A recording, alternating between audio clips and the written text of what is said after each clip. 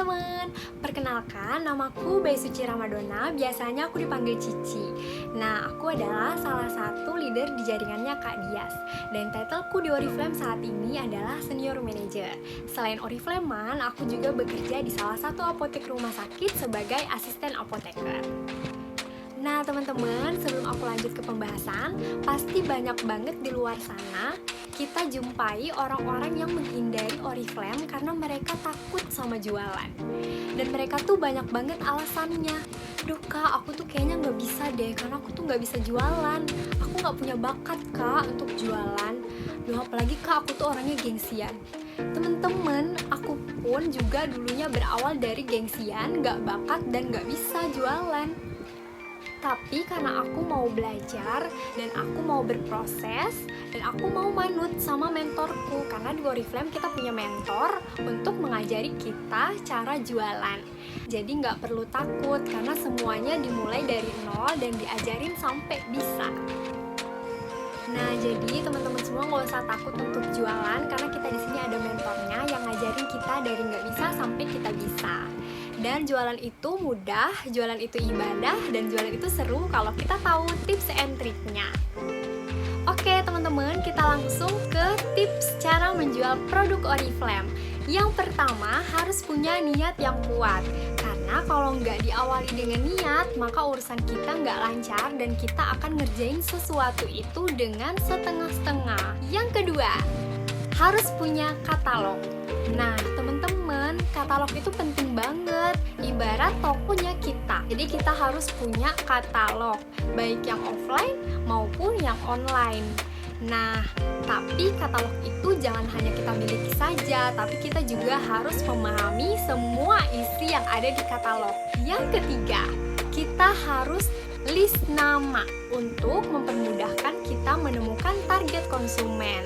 Karena kalau kita nggak tahu target ke siapa kita berjualan, maka kita nggak akan berjalan. Artinya kita hanya jalan di tempat. Jadi harus tentukan dulu list nama sebagai target konsumen kamu. Oke, aku lanjut. Yang keempat, fokus produk. Nah, di sini teman-teman harus miliki produk yang menjadikan andalan di saat teman-teman berjualan atau produk hero-nya teman-teman.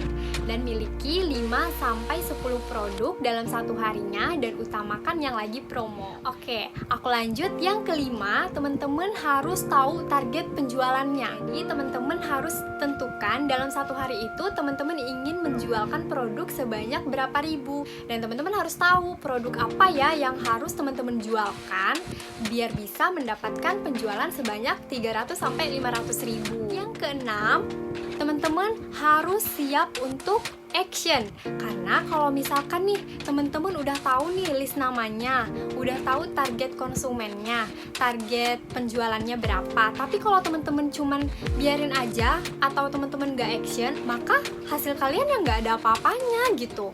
Karena kalian gak ada ngelakuin apa-apa. Jadi yang paling penting itu adalah langsung segera action atau eksekusi. Oke, aku lanjut yang terakhir ya. Teman-teman harus mau branding. Karena branding itu sangat-sangat penting. Banyak banget peluang yang ada ketika kita melakukan branding. Wajib banget untuk branding ya teman-teman. Oke, sekian tips dariku cara menjual produk Oriflame. Jangan lupa langsung action ya. Oke, sekarang aku lanjut. Gimana sih cara ngerjain Oriflame sambil kerja? Emangnya bisa? Jawabannya bisa banget. Karena aku pernah ngerjain Oriflame sambil bekerja di 2 apotek sekaligus. Kebayang ya teman-teman, di satu apotek itu bekerja selama 7 jam. Dan dikali 2 berarti 14 jam. Dalam satu hari itu kita memiliki waktu 24 jam. Berarti aku cuma punya sisa waktu 10 jam. Gimana sih caranya aku ngebagi waktu agar aku bisa ngerjain Oriflame dan aku juga bisa bekerja di 2 apotek? Oke, jadi ngerjain Oriflame sambil kerja itu kita harus pintar-pintar memanage waktu. Nah, untuk memanage waktu itu kita harus membutuhkan yang namanya TDL atau to-do list. To-do list di sini artinya adalah kegiatan dalam sehari-harinya kita. Jadi dibikin secara detail dari bangun tidur sampai mau tidur lagi. Nah, di dalam TDL itu ada yang prioritas dan ada yang non prioritas.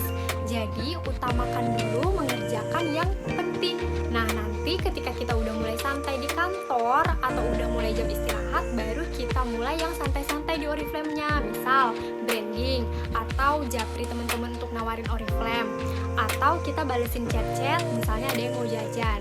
Nah, jadi kita harus tahu apa sih yang prioritas harus dikerjakan dulu, atau apa sih yang non-prioritas yang nanti kita kerjakannya. Jadi kalau kita mau manage waktu, kita harus tahu dan kita harus punya TDL-nya. Nah, jangan lupa juga untuk menyisihkan waktu untuk istirahatnya, karena kalau misalkan kita bawa tubuh kita untuk bekerja terus, maka kita juga akan capek dan kita nggak bakalan bisa konsisten ngerjainnya setiap hari. Oke, sekian sharing dariku, semoga bermanfaat untuk kita semua dan semangat ngerjain Oriflame-nya. Terima kasih.